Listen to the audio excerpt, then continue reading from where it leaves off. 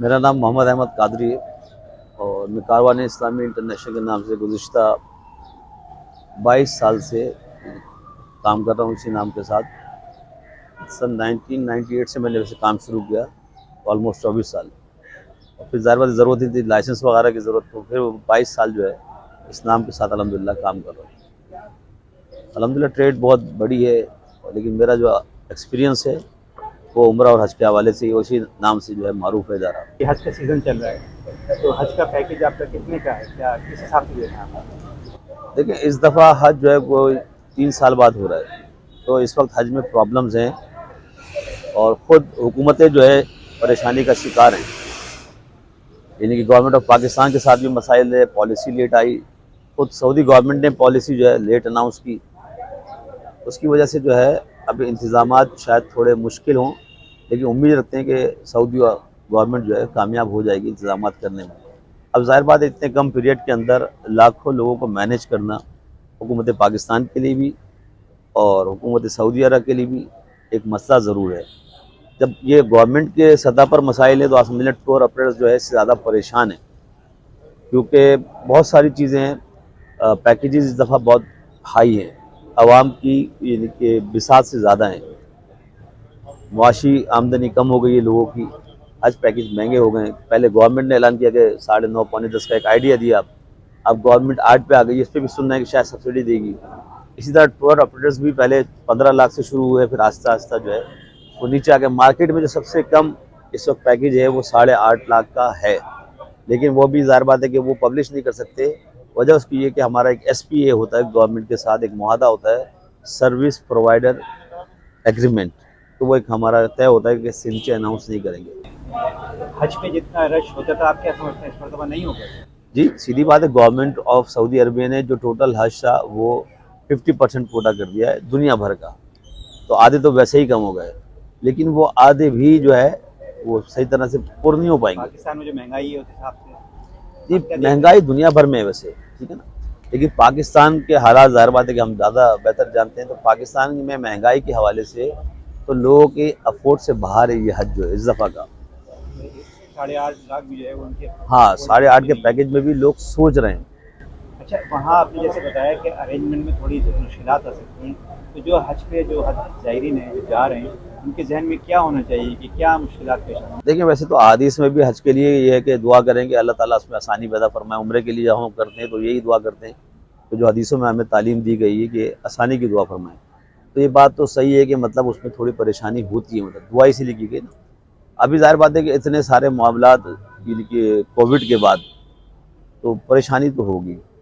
ज़ाहिर बात है रास्तों की बंदिश है, ट्रांसपोर्ट में ताख़ीर हो सकती है, खाने के इंतज़ामात हैं, बहुत सारे इंतज़ामात हैं। बहरहाल एक बड़ा क्राउड यानी कि लाखों का, उसको मैनेज करना आप खुद भी समझते हैं। एक घर में यानी घर की कैपेसिटी है 6 लोगों की और उसमें कोई 8-10 मेहमान आ जाएँ तो संभालना मसला हो जाता है। तो मक्के की कैपेसिटी कितनी है और उसमें लाखों मेहमान आ जाएँ एक वक्त के अंदर, एक ही टाइम में, एक ही दिन में, एक ही वक्त में। उन्हें अरफात जाना है, उन्हें मिना जाना है, मुज़दलिफ़ा जाना है, सब ट्रैवलिंग जो है एक डेट के अंदर है, तो बहरहाल ये परेशानी होती है। परेशानी है। 3 साल बाद एक तो वैसे ही हज हो हाँ, रहा है।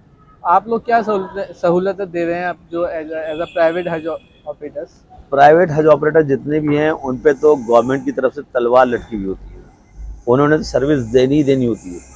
वजह यह है कि अगर वो सर्विस में कोई कोताही करते हैं तो अगले साल या तो उनको कोटा कैंसिल हो जाता है या उनके कोई पेनल्टी पैसों की सूरत में होती है। तो बहरहाल सहूलतें ये होती हैं, रिहाइश करीब देते हैं गवर्नमेंट की निस्बत, खाना गवर्नमेंट से ज़्यादा बेहतर देते हैं। सहूलतें ज़ाहिर बात है गवर्नमेंट से ज़्यादा अच्छी इसलिए देते हैं कि पैसे भी गवर्नमेंट से ज़्यादा ही लेते हैं। तो कोविड के हवाले से कुछ खास जो हिदायत हैं उनके लिए?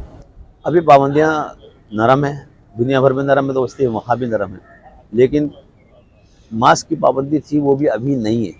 अभी एक नई दोबारा उन्होंने कहा है PCR टेस्ट मांग रहे हैं, तो वो ज़रूर है। अभी गुज़िश्ता 3-4 दिन में कोई 400 लोग ऑफलोड हुए हैं। टूर ऑपरेटर्स परेशान इसलिए हैं कि वो पर्टिकुलर जो है ना एजेंसी से लेबॉर्ट्री से जो है वो आपको टेस्ट कराना है। कौन सी लेबॉर्ट्री से मांग रहे हैं? अभी खान लेबॉर्ट्री का बता रहे हैं। खान लेबॉर्ट्री से टेस्ट करा के ज़ायरीन जाएंगे तो हाँ, यहाँ से जाने या दे जो भी मेरे ख्याल 1-2 और भी हैं शायद, लेकिन हो क्या रहा था टूर ऑपरेटर्स की भी कुछ गलती है इसमें। उसमें गलती क्या है, ये जो है वो लैब को मैनेज कर रहे थे اور لیب کو اپنے آفس میں بلا کے جو ہے وہ PCR ٹیسٹ کروا لیے.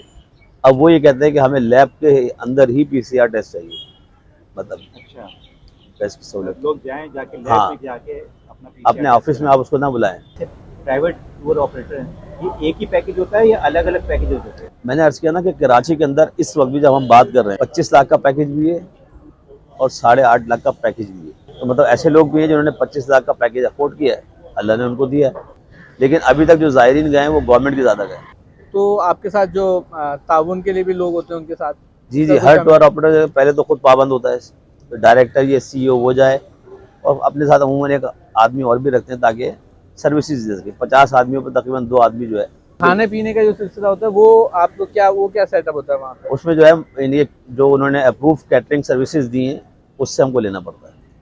پہلے ہم لوگ خود باورچی لے کے جاتے تھے, خود بناتے تھے کچنز وغیرہ میں, لیکن اب وہ پابندیاں ہیں.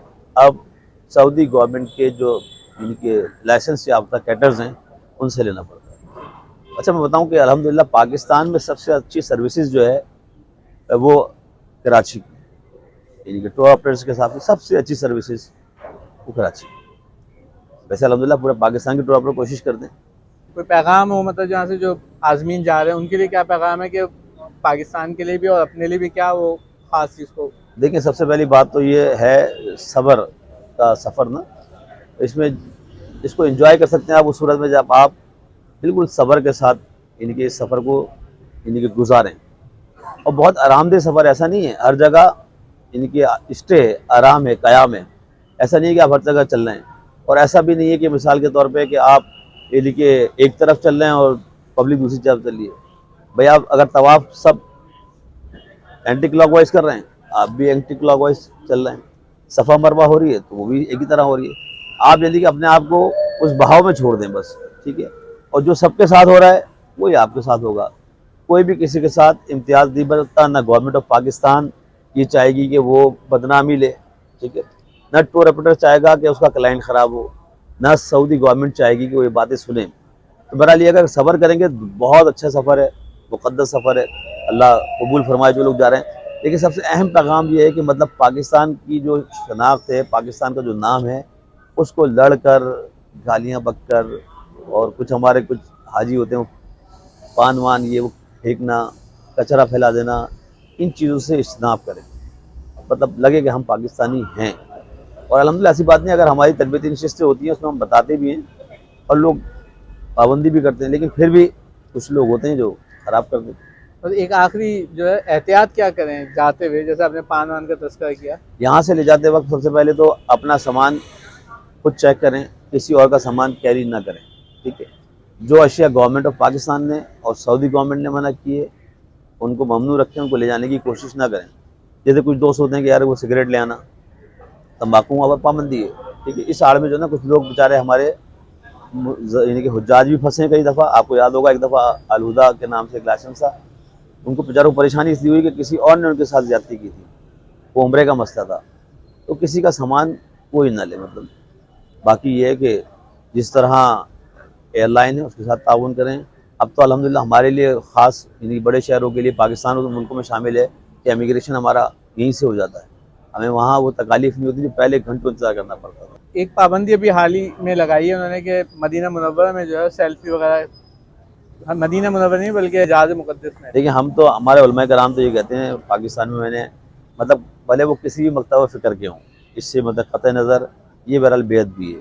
آپ جا رہے ہیں حرم شریف, آپ جا رہے ہیں روضہ رسول پر, وہاں آپ سیلفیاں لے رہے ہیں, تو اس سے بچیں, اجتناب کریں, ٹھیک ہے نا.